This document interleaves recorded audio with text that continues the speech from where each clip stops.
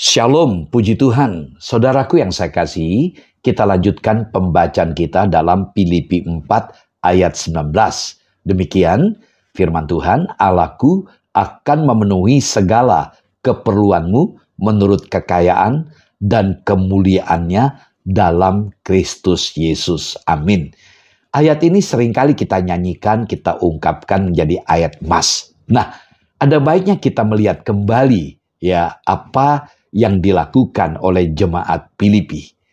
Saudara, dalam Filipi 4 ayat 16, jemaat Filipi memberi sebanyak beberapa kali saat Paulus ada di Tesalonika, dan sekarang pada waktu Paulus sedang berada di penjara Roma dalam Filipi 4 ayat 18, jemaat Filipi lagi-lagi mengirimkan Epaphroditus untuk memberikan pemberian itu kepada Paulus. Nah, saudara, jemaat Filipi terletak di Makedonia.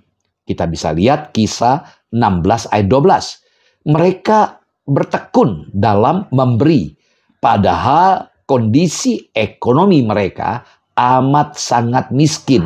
Namun mereka memberi dari kemiskinan mereka. Bisa kita lihat yang lalu sudah saya bahas, 2 Korintus pasal 8 ayat 1-5. Tetapi Filipi 4 ayat 19 menyatakan bahwa Allah akan membalas mereka dari kekayaannya. Jadi, orang yang memberi pasti akan mendapatkan berkat dari Tuhan.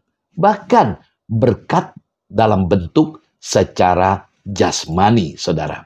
Nah, saudara, Paulus sedang menguatkan hati jemaat Filipi bahwa Allah akan memenuhi segala kebutuhan mereka seturut dengan kekayaan kemuliaannya di dalam Kristus.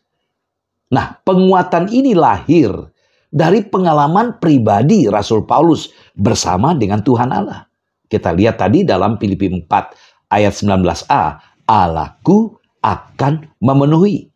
Jadi Paulus menegaskan bahwa pemberian jemaat Filipi akan ditanggapi atau direspon oleh Allah dengan pemenuhan semua kebutuhan mereka. Nah, sebagian orang mungkin bergumul dengan pernyataan Paulus di sini. Mereka sudah memberikan kepada Allah, tetapi merasa bahwa tidak semua kebutuhan mereka dipenuhi oleh Allah. Saudara, janji di ayat 19 tidak boleh dipahami sebagai sebuah transaksi. Kita memberi, Tuhan memberkati.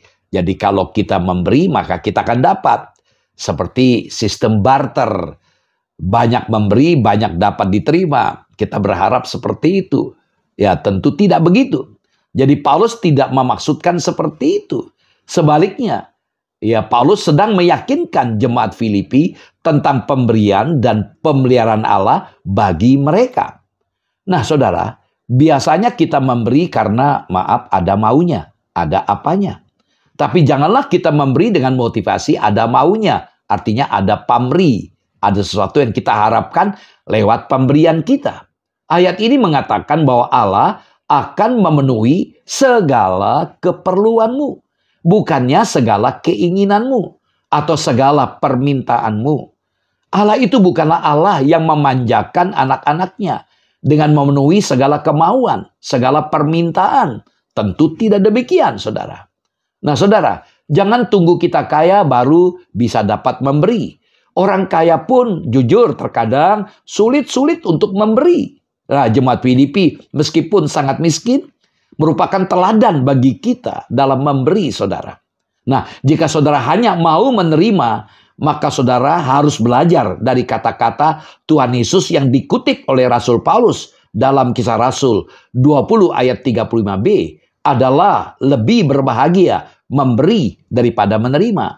Dalam versi bahasa Inggris terjemahan NIV adalah lebih diberkati memberi daripada menerima. Biarlah prinsip ini boleh kita pegang kalau kita ingin diberkati Tuhan. Mari kita belajar menabur. Sebanyak kita menabur kita akan menuai.